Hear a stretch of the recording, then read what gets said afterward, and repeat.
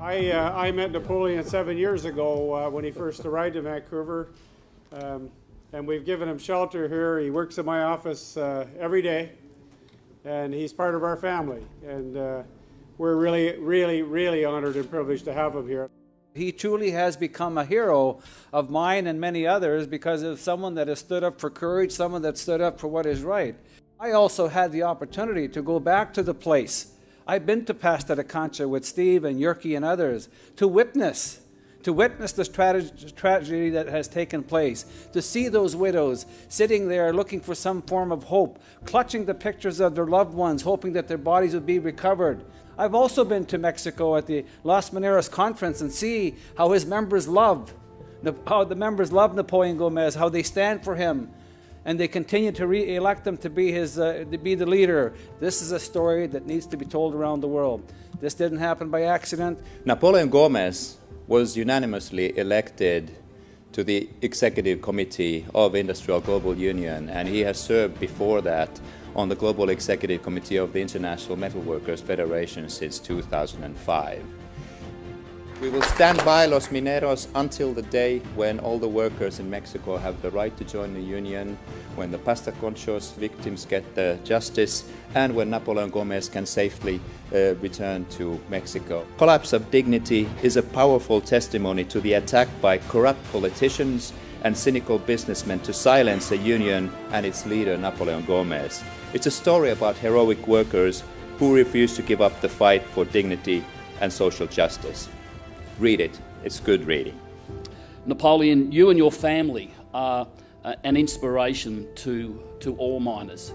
I not only lead a union of miners, but I am a miner and a coal miner. And coal miners are a bit special internationally. And I think that those who suppressed, persecuted Napoleon were making an example for many trade unions in the world, never to rise against the greed and collusion of governments and employers at the expense of workers.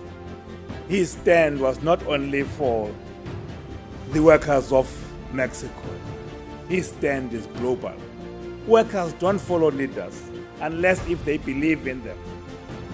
Workers don't trust leaders unless they are committed to their struggles. No amount of pressure, no amount of persecution, no amount of slander and lies would ever change the view of the Mexican workers to follow you as their leader. It doesn't matter where oppression occurs. It doesn't, the distance between countries should never be a hindrance for us to hear the voice of those in pain. The languages that we may speak should not be a deterrence from us to stand by each other. It is better to die for ideas that may live beyond your death than to live for those that will perish with you. I think this book will be what all workers should look at as a Bible. You know, we are the strongest and the biggest private sector trade union in Mexico. We have 250,000 members at the national level. And we have been under this tremendous and tough oppression and repression from the Mexican government, colluded with some private mining and steel companies in Mexico. Our resistance has been possible for 3 or 4 main reasons, I would say. A strong commitment to defend and protect workers and human rights. The second reason why we have resisted is because I always had, and I don't know if this is the number one, the full support and love of my family.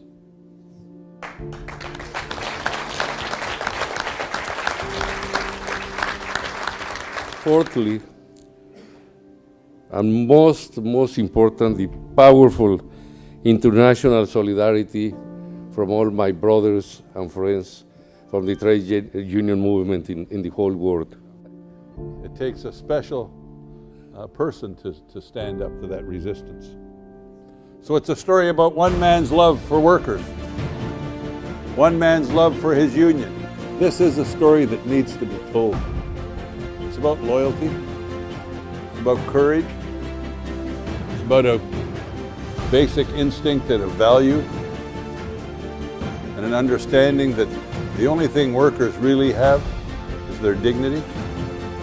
And if they strip you of your dignity, you have nothing. When you go to work, the conditions you work on are in many ways more important than the money you make. Because if you go to work, you don't go there to die, you don't go there to get sick, you don't get to work in a mine so that you can be blown up and left behind. But in many more important ways, this is a story about love.